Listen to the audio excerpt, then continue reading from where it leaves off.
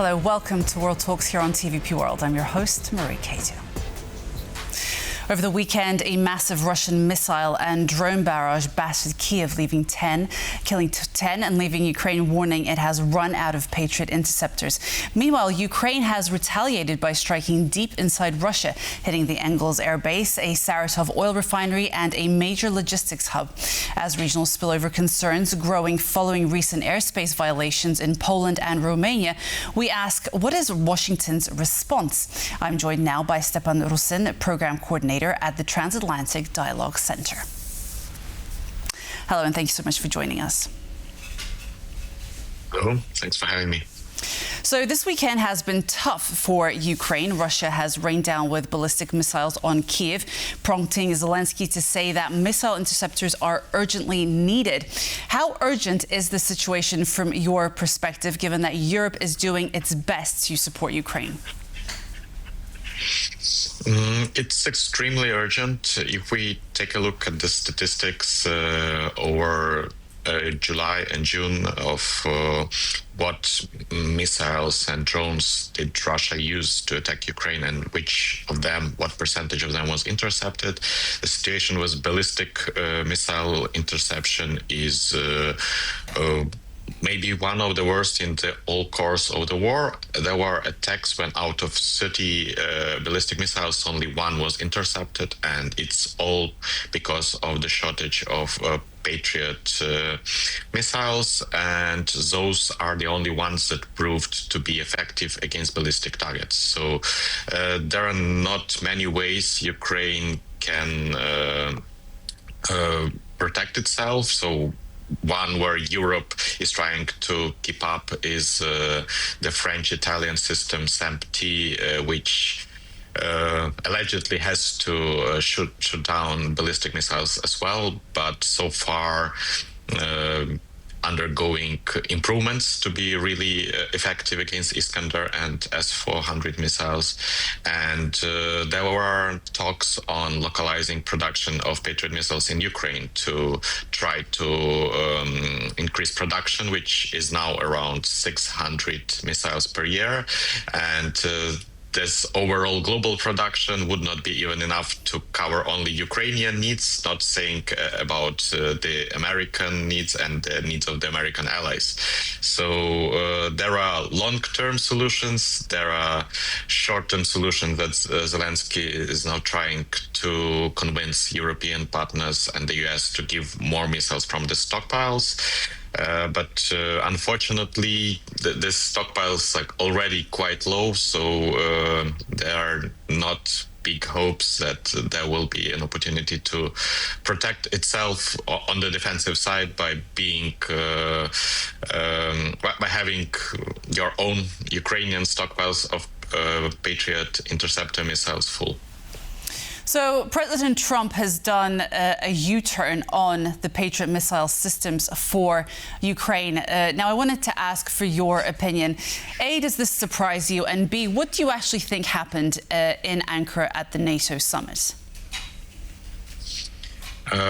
I wouldn't say that it's a complete U-turn. So that there was a first statement by Trump saying that he's open to it at Ankara summit. Then another statement by him that he's open to it during President Zelensky visit to Washington. Then speaking to journalists a few days later, Trump said that it's a very sensitive technology. We will be looking into it more thoroughly. And as of now, there were reports, if I'm not mistaken, by the New York Times, that this issue is still on the table. So Americans have not completely ruled it out. So there is considerations how it can be done to protect both American know-how and technology, and also give Ukrainians the possibility to protect themselves by localizing production. So I wouldn't say that the discussion is over.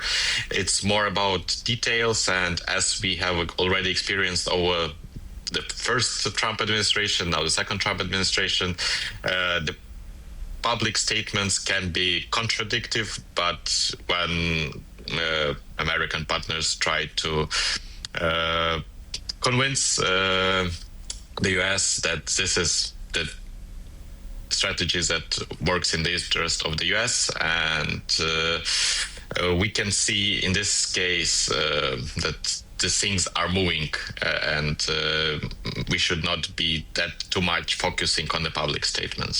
So given the recent government reshuffle, do you think that there is an updated plan to more effectively persuade the Trump administration to move forward on issues like this? Do you think, what is the strategy?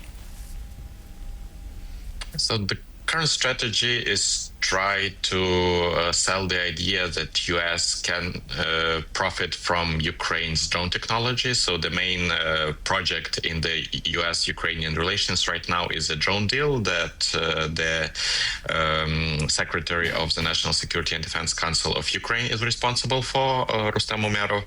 And there was already a memorandum of understanding agreed, and Ukraine hopes that at the point when it comes to a bilateral multi-year, up to 10 or 20 years long agreement, Ukraine and US will be institutionalized military industry partners, and that will give the supporters of Ukraine more arguments to say, well, we now get technology from Ukraine. It will not be a big deal to share some of our technology with Ukrainians, and that's what the plan is currently.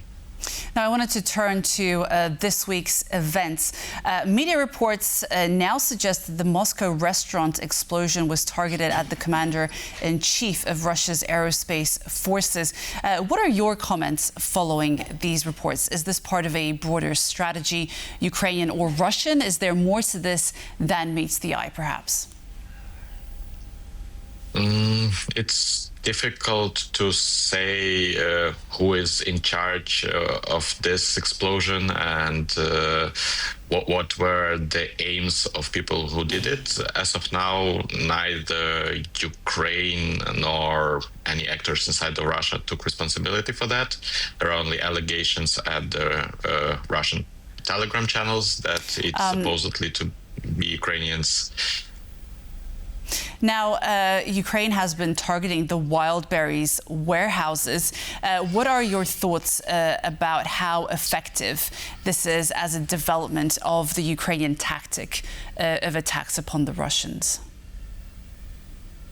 This is for sure a response to what Russian armed forces have been doing since 2023, targeting Ukrainian post offices, saying that those are used for military logistics.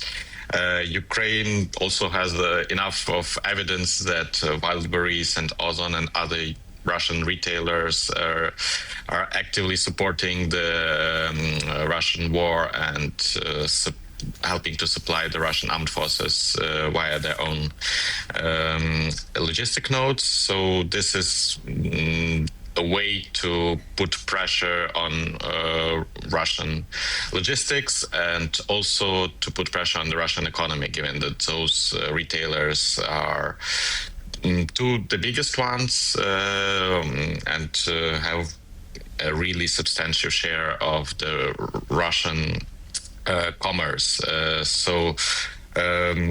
As the Ukrainian commanders of unmanned forces claimed, that this campaign will continue until both of those retailers will be out of game, which will make Russia try to distribute those retailing networks, but given the sheer size of the Russian territory, it will make it much more expensive and much less effective. And this will have long-lasting effects for the Russian economy in general. Now, on Sunday, we heard reports from President Zelensky that Russia is ramping up production of ballistic missiles. What is very concerning is that the companies manufacturing these components for these weapons are yet to be sanctioned by Western countries. What are your thoughts and comments on this, especially in regards to the lack of Western sanctions?